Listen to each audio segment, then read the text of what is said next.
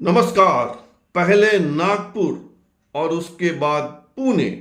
नागपुर में कहा मुझे पीएम पद का ऑफर था और पुणे में बोले राजा को सहिष्णु होना चाहिए, राजा को आलोचना बर्दाश्त करना चाहिए, राजा में आलोचना बर्दाश्त करने की क्षमता होनी चाहिए। नितिन गडकरी, देश के सड़क परिवहन मंत्री नितिन गडकरी जब भी कुछ बोलते हैं धमाका होता है। आखिर ऐसा क्यों? नितिन गडकरी का बोलना एक सहज अभिव्यक्ति है या वे किसी के इशारे पर बोल रहे हैं या गडकरी प्रधानमंत्री बनने के लिए व्याकुल हैं? आखिर मामला क्या है? जब वे नागपुर में कहते हैं कि मुझे पीएम पद का ऑफर था, मुझे पीएम पद का अपोजिशन की ओर से ऑफर था, अपोजिशन के लीडर ने कहा आप पीएम बनिए, हम समर्थन देंगे। जब गडकरी ऐसा कहते हैं तो किससे कह रहे होते हैं? उनके निशाने पर कौन होता है?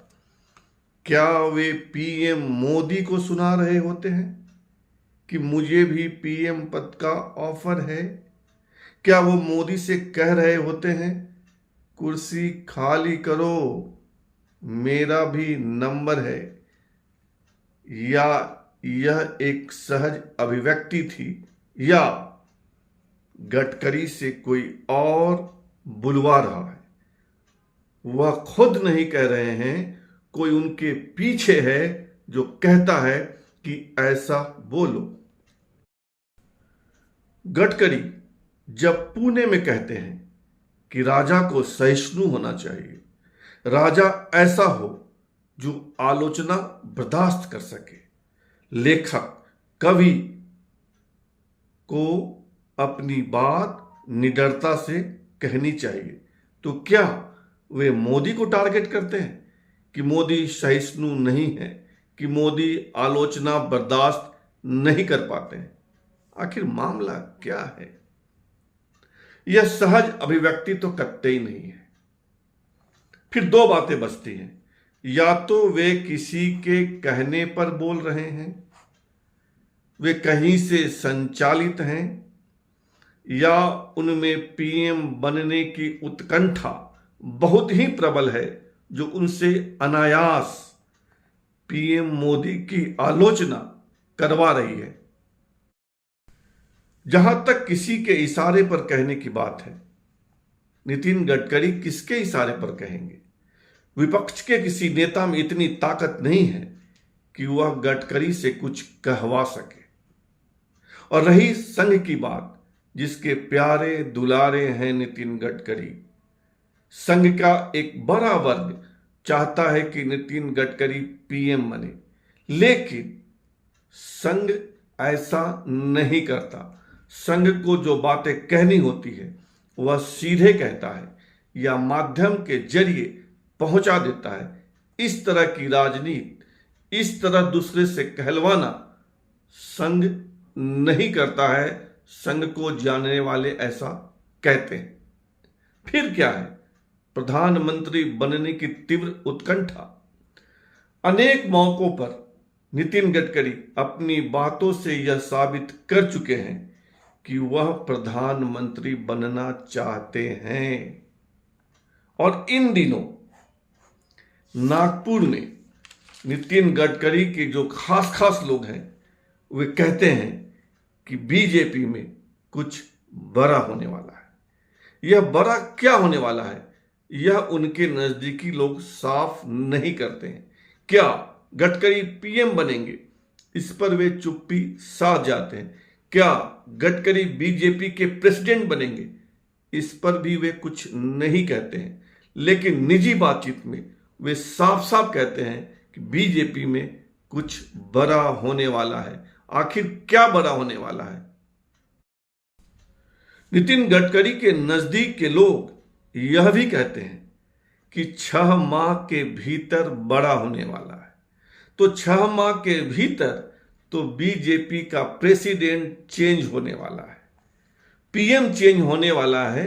ऐसा तो कहीं नहीं दिखता है। फिर क्या है? फिर यही है कि प्रधानमंत्री बनने की तीव्र उत्कंठा और संघ का समर्थन नितिन गडकरी से इस तरह की बातें कहलवा रहा है। नितिन गडकरी पीएम बनने की जल्दी में है और ऐसी ही जल्दबाजी उन्होंने 2019 के बाद भी दिखाई थी। 2019, 2020, 2021, 2022 में लगातार गडकरी अपने भाषणों में संदर्भ से हटकर बातें कहते थे और जिससे लगता था कि उनका निशाना पीएम की ओर है। अब भी ऐसा ही माना जा रहा है कि वे जो कुछ कहते हैं उसमें प्रधानमंत्री नरेंद्र मोदी को निशाना बनाते हैं। वे मोदी को इंगित करके अपनी बात कहते हैं। तो क्या नरेंद्र मोदी नितिन गडकरी को कोई जवाब देंगे? 19 से 22 तक नरेंद्र मोदी ने कोई सीधा जवाब तो नहीं दिया था, पर अगस्त 2022 में लोग उस समय चौंके थे जब नितिन गडकरी बीजेपी की संसदीय बोर्ड और बीजेपी के ही चुनाव समिति से बाहर कर दिए गए थे और तब कहा गया था कि पीएम ने नितिन गडकरी का डिमोशन कर दिया है। एक बार फिर 2024 में नितिन गडकरी वोकल है।